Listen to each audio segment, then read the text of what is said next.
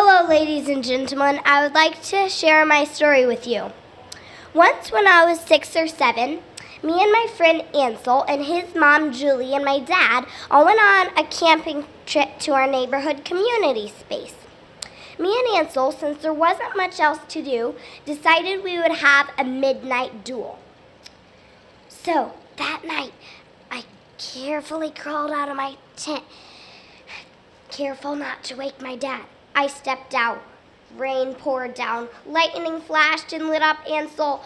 Now, in the moonlight, instead of looking like an ordinary, everyday boy like he normally did, he looked more like a grown man. He was darn near 10 feet tall, towering above me, his chest, face, arms, and legs covered in thick brown hair. No, more like fur.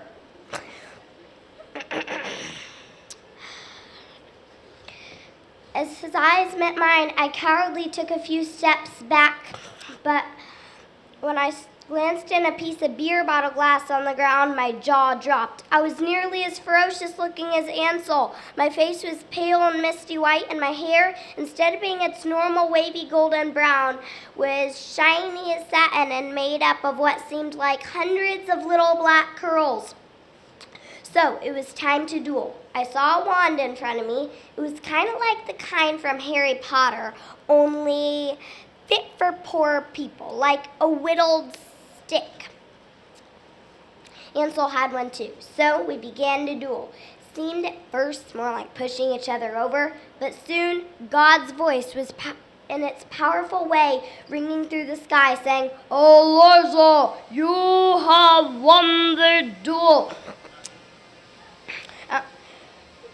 Ansel will not be able to return to his werewolf form, but you will still, you will still be able to return to your vampire form. Every night you will travel the world and meet one new vampire friend. If you do not want to, have to be an evil vampire. The next morning at breakfast, me and Ansel tried our best to pretend nothing had ever happened. And, well, Julie and my dad, they never found out. But every night I traveled the world and met one new vampire friend, and we explored caves and met bat friends too. Thank you.